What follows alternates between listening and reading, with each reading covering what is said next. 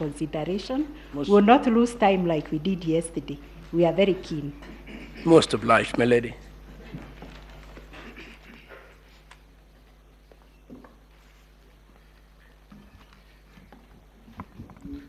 May I please, my lady, the Chief Justice and judges of this court, and good morning. My lady and my lords, I will be addressing you on mainly on the issues surrounding Article 138 of the Constitution. And my ladies and my lords, the reason why we are starting from there, and which is right about where my learned senior left it off, is that there are many allegations that have been made in this petition. In fact, that seems to be the main issue surrounding these petitions, regarding the manner in which the functions set out in Article 138.3 and 138.10 were conducted. One of the allegations that has been made is the chairman unilaterally tallied, verified, and declared the results of the presidential elections, that there was a requirement for a complete corporate process of internal tallying and approval by the commissioners, and that the chairperson can only act with the concurrence of the commissioners. Now, it's my submission that the reason why these submissions are being made is based on a confusion that stems from a misunderstanding of the nature and character of the commission and the interplay between the commission, the functions bestowed on the commission, and those cast upon the chairman of the commission. So first of all, the question that comes up is, who is the commission? And my learned friend, Senior, has alluded to it briefly, but let me just make this distinction because it is important. The commission, IEBC Commission, is established like all the other independent commissions under the provisions of Article 250 of the Constitution. But more importantly, and this is the distinction that I think is important to draw, if you look at what Article 250 talks about, 251 says each commission shall consist of at least 3 but not more than 9 members. The next one says the chairperson and each member of a commission, so that these commissioners are members of the commission, they are not the commission. So that where the law refers to the commission, it is not referring to the commissioners, but it is referring to the body corporate that my learned senior referred to, and which is established or under the provisions of Article 253 of the Constitution, which says that each commission is a body corporate with perpetual succession and a seal. So where in Article 138 reference is made to the commission, it is that body corporate that is referred to. And this is amplified by the provisions of Sections 11 of the IEBC Act. My lords and my ladies, Section 11.2 of the Act establishes the Secretariat and the Commission, so that the Commission consists of the commissioners, the chairman and the commissioners, and the Secretariat. Then 11.2a defines who the Secretariat is as such professional, technical, and administrative officers and support staff as may be appointed by the Commission in the discharge of its functions under this Act. And B, very critical also, such public officers as may be seconded to the Commission upon its request. This is what comprises the Commission. And then, what is the role that the commissioners are supposed to play? Well, Section 11A of the IEBC Act then says that the chairperson and members of the commission, again members of the commission, shall perform their functions in accordance with the Constitution, and in particular, shall be responsible for the formulation of policy and strategy of the commission and oversight. Those are the 3 roles that are specified in the statute: provide or formulate policy, strategy, and oversight. That is the role that they play. Then the Secretariat shall perform the day-to-day administrative functions of the Commission and implement the policies and strategies formulated by the Commission. So this then brings me to the provisions of Article 138, 3C, which is at play in these petitions. And it's important, my lords and my ladies, to read what the provisions of that section say. And the reason why I go straight to that provision is because the petitioners are using that provision to say that the provision requires the commissioners to be involved in the process of tallying, verifying, and declaration of the results. But what 138(3)(c) says is that in a presidential election, after counting the votes, these are the words they leave out, after counting the votes in the polling stations. This is about the polling stations. In the polling station, the Independent Electoral and Boundaries Commission shall tally and verify the count and declare the result. So this section refers to what happens at the polling station. My lords and my ladies, there are over 40,000 polling stations in Kenya. It is not conceivable that the 7 commissioners, including the chairman, would be the one to conduct the business of tallying, verifying the results, the votes at the polling station. This activity, as has been acknowledged by the courts in many cases, is undertaken by the officers of the commission in those areas. Indeed, in the first petition in Raila Odinga 2017, Lords, the court at paragraph 287 says, the duty to verify in Article 138, which I've just referred to, is placed squarely upon the Independent Electoral and Boundaries Commission, which was the first respondent. It is exercised by the various agents or officers of the first respondent. That is to say, the presiding officer at a polling station, the returning officer at the constituency level, and the chair at the National Tallying Center. No reference here to members of the commission. And this is very deliberate. The process of conducting an election is a statutory process. It is set out in statute. It is not an issue that is left to determination by the commissioners in a meeting of plenary as they have suggested.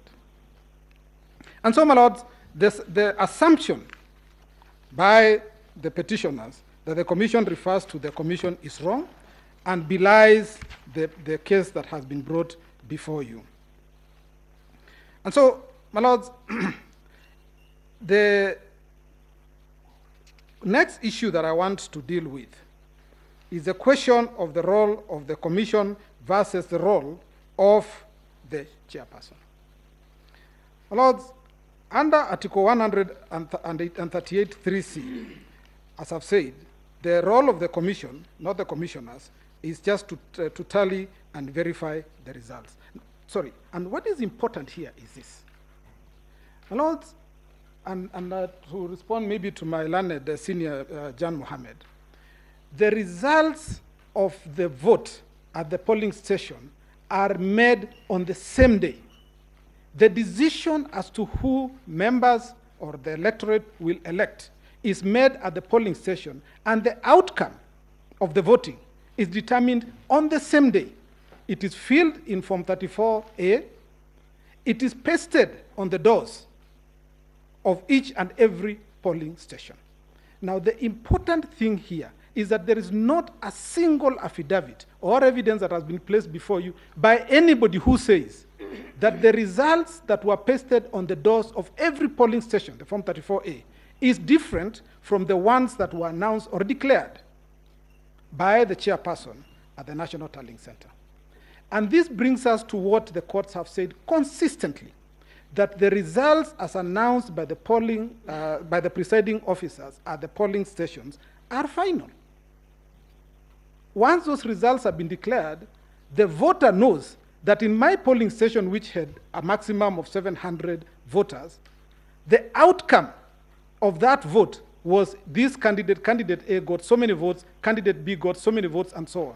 So the result is known after the close of voting, when the counts are tallied by the presiding officers.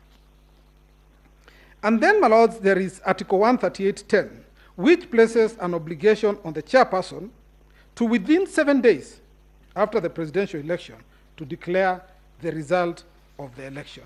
Now, my lords and my ladies, there is nothing strange about the provisions of Article 138.10. Declaration of the result, as was held in the Joho case, declaration of result is done in 3 stages. The first declaration is done at the polling station. If the argument by the commissioners was correct that the declaration requires to be approved, it would then mean that even the result that is declared at the polling station would require the consent of the commissioners. It would mean that the results declared at the constituency tallying center would require the consent or approval of the commissioners. It would mean that the results declared at the county tallying center would require the participation consent of the commissioners. That would introduce what this court has been avoiding all along, which is human interference with the process of tallying, verifying, and declaring results. And my lords, I'll just discuss a few cases that show why these considerations are important, and I'll start with the case of Maina Kiai. My lords, in that case, the court stated that,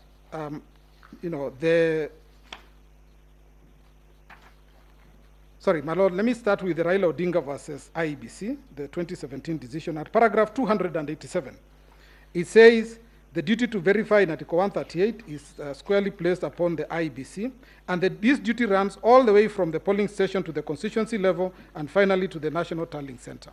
There is no disjuncture in the performance of the duty to verify. It's exercised by various agents, that is to say the presiding officer at the polling station, the returning officer at the constituency level, and the chair at the National Tallying Center. Nowhere in that decision do you hear reference to members of the commission. It refers to specific officers whose duty it is to verify and declare the results. And why is this critical? At paragraph 288, this court explains why this is important. And it says, the simultaneous electronic transmission, and my learned friend will talk about the electronic transmission. Paragraph 288, the verification process at all these levels is elaborately provided for in the Election Act and regulations. I will jump up to the part which starts by saying, but this electronic transmission also acts as an insurance against potential electoral fraud by eliminating human intervention, intermeddling in the results tallying chain. Now you are being told that the commissioners need to be involved in the process of verifying and declaration of the result. This introduces exactly what the court said. We do not want human intervention or intermeddling in the chain of result declaration. And this ensures that there is no variance between the declared results and the transmitted ones. Now, the chair, again, plays a critical role in this whole process. In paragraph 365 of the same judgment, this court said that the chair has the duty of receiving the Form 34A as received from the constituency returning officers by signing the taking over section of Form 34B. It is his duty to do so. And then, my lords and my ladies, I deal with the issue that was raised that said that the chairperson styled himself to be the returning officer in respect of the presidential elections, and the suggestion that was made is that this title does not exist. First, my lords and my ladies, this is, it's wrong. That's not the correct position. The chairperson undertakes the role of declaring results, which is a role that you'll find under the under the Elections Act, is a role reserved for a returning officer. But just to lay this whole issue to rest, my lords and my ladies, in the case of Raila Odinga versus the Law Society of Kenya, this is the first Raila Odinga 1, 2017, at paragraph 8, this is what this court said. It says, the second respondent, who is the chairperson, Independent Electoral and Boundaries Commission, that's the second respondent. The second respondent, comma, the chairperson of the IEBC, who is the returning officer for the presidential election. Even this court recognized that is the role he plays. So it is not himself who styled himself. Even this court recognized that role. and says it's constitutionally mandated under Article 38(10) of the Constitution of Kenya to declare the result of the presidential election and deliver a written notification of the result to the Chief Justice and the incumbent president. So that the role of the chairperson in the declaration of the results is recognized both under the Constitution, Article 38(10), but this court also specified that in playing that role, essentially what he's doing, he's playing the role of a returning officer. But this was even emphasized further in the clarification decision that was rendered by this court in 2017, and at paragraph 61 of the decision by the majority, the court said that at paragraph 61, it says that the, it talks of, it's a long sentence, but my lords and my ladies, I just want to read what is critical. It says the constituent returning officer aggregates Form 34A from the polling station into Form 34B before generating Form 34B.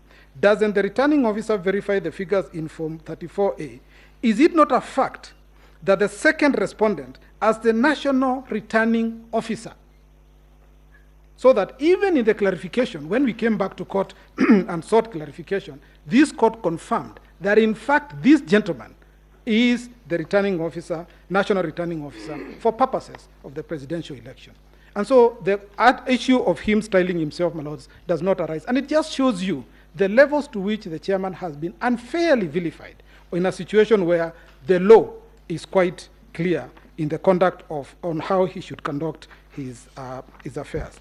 The other thing that was also clarified a lot, my lords, and I'm just referring to this because there's no need for me to argue this, if the authorities already say so, is that the chairperson, the verification that is referred to in Article 138, 3C, this court said that the verification that is undertaken by the commission employees, by the people that we saw in the rotunda, in the tallying center, it says the first respondent on behalf of the second respondent, commission employees on behalf of the chairperson, must verify the results against those in the transmitted Form 34A. So that the way the petitioners have put it is completely the other way around. They are suggesting that the chairperson is the one who undertakes activities on behalf of the commissioners. It's actually the other way around. It is the commission employees that undertake the verification process on behalf of the chairman to enable him declare the outcome of the results. Which takes me, my lords and my ladies, to the next issue that I want to cover, which is the declaration of the result a plenary decision? And the question that we must start with is, what is the decision that needed to be made at the National Tallying Center? What is the decision? And my lords, if you look at the architecture of Article 138 of the Constitution, and you look at the Elections Act, there is absolutely no decision that is supposed to be made at the National Tallying Center. None. The only thing that's supposed to be done is an arithmetic exercise, which is tallying, aggregating the results, verify that the form that has been brought by the constituency returning officers, Form 34A, the original, compares or is the same as that which was transmitted electronically. Then add up the numbers. And then the chairperson is supposed to determine whether the threshold in Article 138(4) has been met, which is, has the person met the 50% plus 1 threshold? It's a question of arithmetic, which the chairman must make. And lastly, make a declaration whether there is somebody who has been validly elected. Fill the forms, and that is the end. That is the end of the exercise. He then gives the Form 34D to the president-elect, and that brings to an end the election process in respect of the president. The other administrative steps of giving the certificate to the Chief Justice and to the president comes later. Now, no one here is saying that there is this particular Form 34A that is different from the ones that were received. In fact, as my learned senior correctly says, nobody is saying that the number that was declared by the chairman is wrong, because according to us, the numbers achieved by the president-elect is different because they have calculated it. The number achieved by the second was a different number because they have calculated it. Nobody is talking numbers here. All that they are saying is trying to challenge the process that went on at the National Tallying Center. But nobody is saying that any particular number is wrong.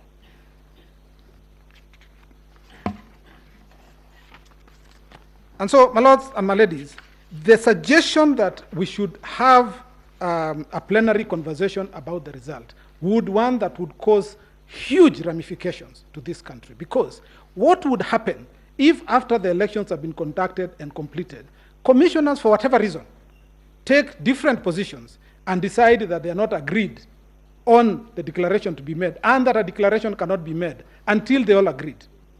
If that was what was intended by the Constitution, nothing would have been easier for Article 138.10 to have made reference to members of the Commission. It is deliberate that it only required the chairperson to declare the results. And in my humble view, my humble submission, is that the protection intended by Article 138.10 of the Constitution worked in these circumstances. We got a declaration made because it is the obligation of the chairman to make that declaration, and anybody unhappy with that declaration, the option available to them is to come to the court, and the court will determine the issue. The option cannot be that a number of the commissioners can decide we are the majority and we are going to walk away, and therefore there will be no declaration of a result. That is capturing the Constitution. It is ensuring that the Constitution is not able to ensure the establishment of a government in accordance with its provisions. It is the reason why that obligation is cast on one person and one person only.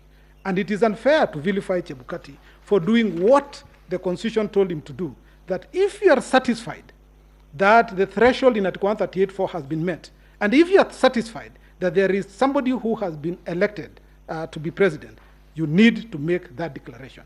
Just like the declaration is made at the polling station, constituency level, county level, and at the presidential level.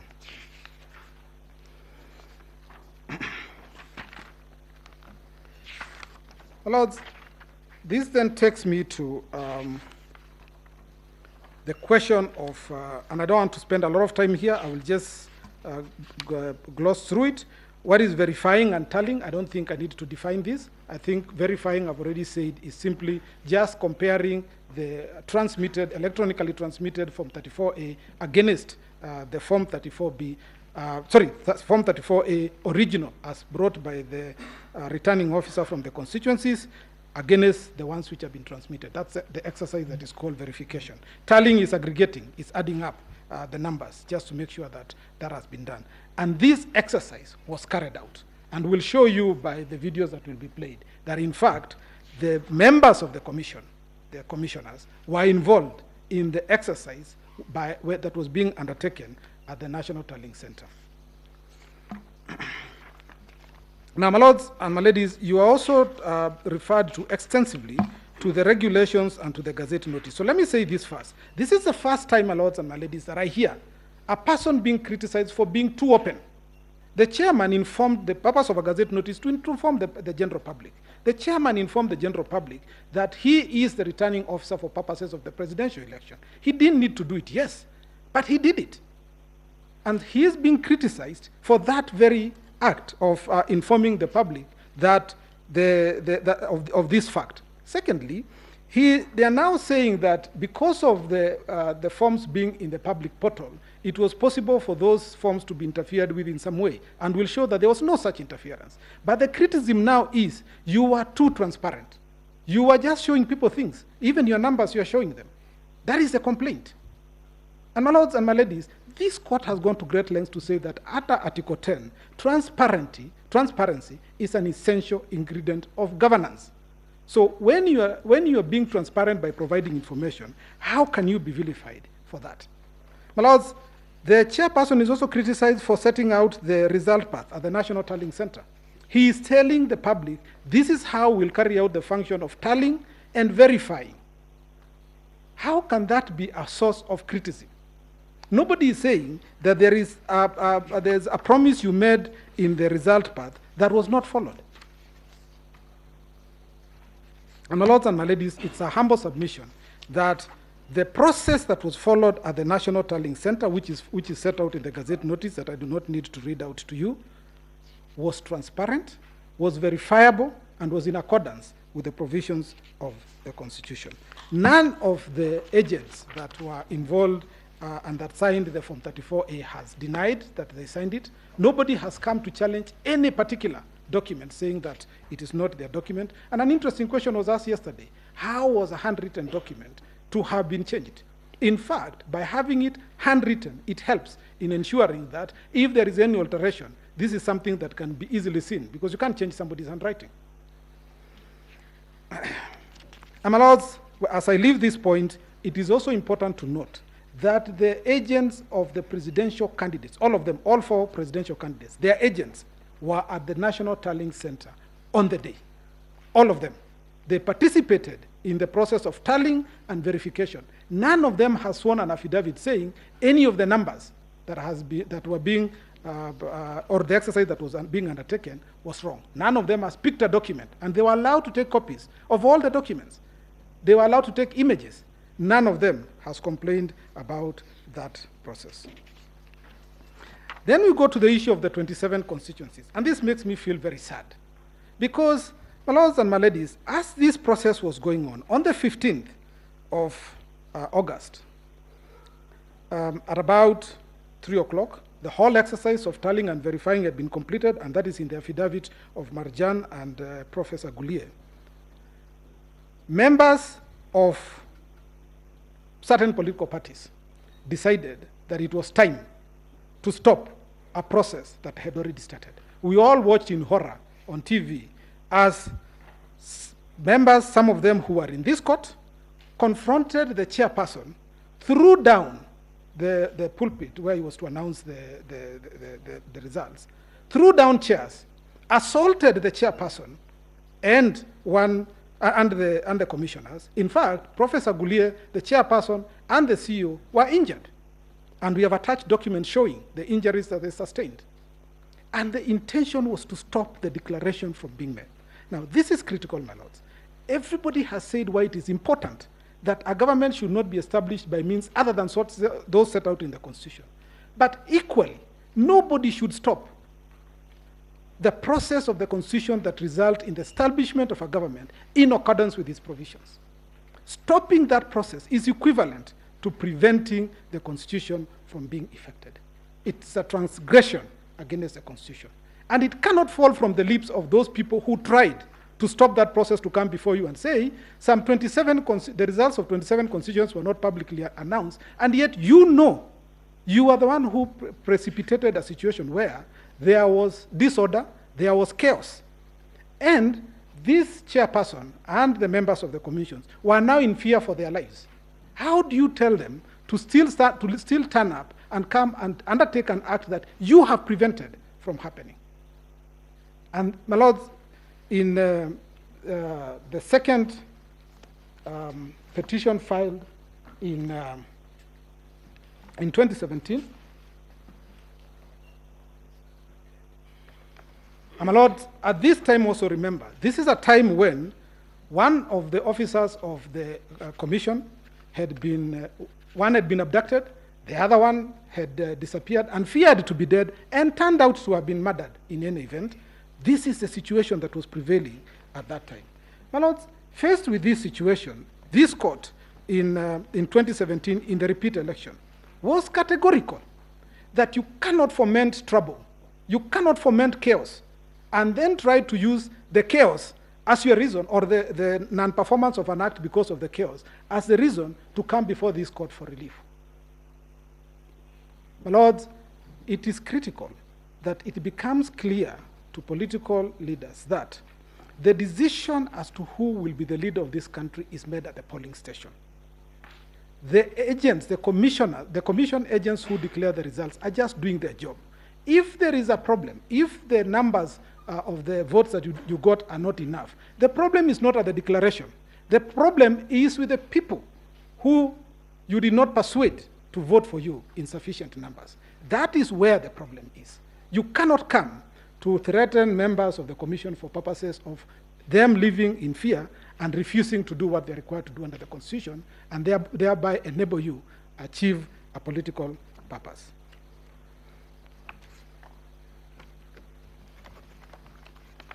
And so, my lords and my ladies, the 27 constituencies, the critical point is, the results from those constituencies were tallied, were verified in accordance with the provisions of Article 138(3)(c).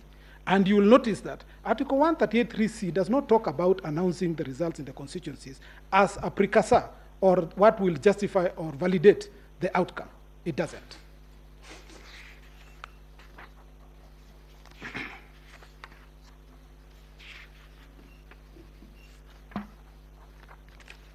Lords, the next area that I just want to quickly go into, and I will just mention this in passing, the purposes for which we come to this court is that once they have made a decision, we don't revisit it. The question of the rejected votes, which I had been referred to yesterday, was determined in 2013. In 2017, Raila won, 2017, the issue again was raised, and this court said, with finality, that the only votes that will count are those votes that are valid. It's just valid votes. A vote that is rejected, a vote that is spoiled, does not express a choice, and therefore cannot count for anything. This court pronounced itself again in 2017. My lords, we cannot keep coming back before you and asking you the same question. You have answered it twice. I don't think I need to say more about it.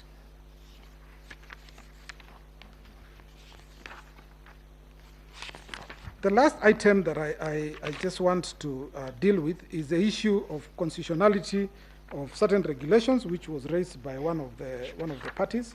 My lords, all I need to say about this again is that the provisions, these regulations, were promulgated on 27th of April 2017.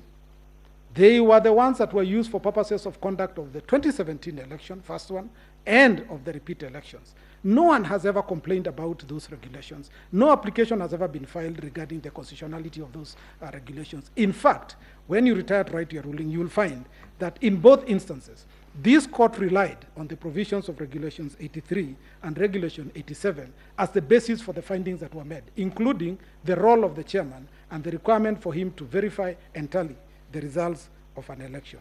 And so, my lords, to now come late in the day, after you were made aware there is an election that is coming, you participated in those elections knowing that those regulations are there, and then when you do not succeed, you turn around and say, in fact, one of those regulations that were used is unconstitutional. That's one.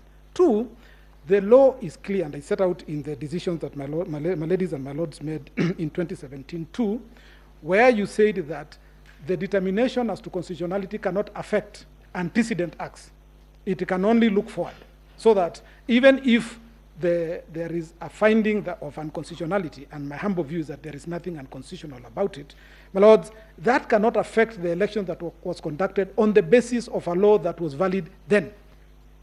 And so, my lords, it's my humble submission that this issue of whether or not the regulations are legal or not, my lord, is a small screen, because these parties, and especially the main petitioner, has been aware of this regulation and has participated in elections where this regulation has been used, now for the third time. The last item, my lords, is on the question of the postponement of the elections. Again, my lords, this has been explained in the affidavits that have been sworn by Mr. Gulier and also by the chairperson.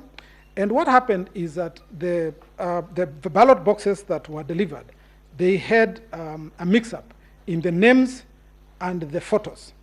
And my lords and my ladies can imagine the confusion it would cause if this election was allowed to proceed on the basis of those ballots. Now, because of the deficiency of trust in this country, ballot pallets can only be opened on the eve of the elections to avoid a situation where IEBC is accused of having interfered or in any way manipulated the ballot papers. And so they were opened on the eve of the elections, which is on the 8th, and that is set out in the affidavit, when this mix-up was noticed. My lords, there was absolutely no time for fresh ballots to have been printed and delivered in time for the elections to be held. And therefore, in pursuant to the provisions of Section 55B of the Elections Elections Act, IEBC considered that this issue was an emergency. And what is an emergency? An emergency is an unexpected issue that requires immediate action. That's what an emergency is. And this was an issue that arose on the eve of the elections. These ballot papers could not possibly have been given to the electorate and told to use them for purposes of the election. And it is for that reason that IEBC, for purposes of securing the rights under Article 38 of the Constitution, decided to postpone the election to give the electors the opportunity to use the proper ballot papers for purposes of this election. And the mix-up was admitted by the printer. And what the printer did is that they agreed to print those ballot papers afresh at no cost. Now, my lords and my ladies, if we had used those ballot papers, obviously, we could not have been able to get a reprint at no cost. And secondly, for sure there would have been a petition on the basis that there was confusion arising from the mix-up in the images and the names. And so the postponement of these elections was justified in the circumstances. My learned friends dwelt at length on what the chairperson is alleged to have said in a public statement. My lords, these are newspaper reports that are given from time to time. And the important thing is, what does the law say in situations such as this? Does the IEBC have the power to postpone the elections? And the answer is yes, because it secures and protects Article 38 rights. My lord, the second issue that, and this is the court will take judicial notice of this, is that there was ongoing litigation in Mombasa regarding the gubernatorial seat. And this litigation went on up to close just before the elections were concluded. And so, my lords, again, this caused delay in terms of the timing of when those ballot papers would arrive. So, my lords,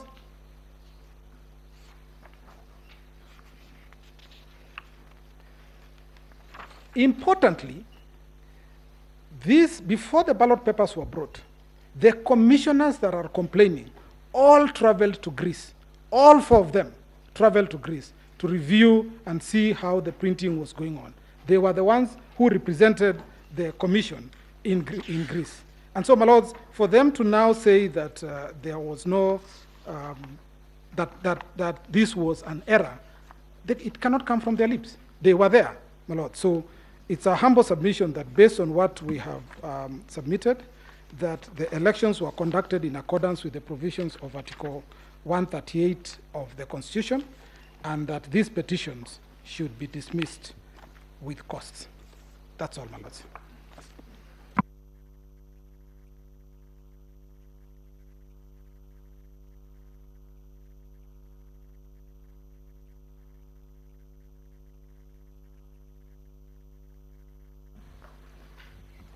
May it please you, my ladies and my lords.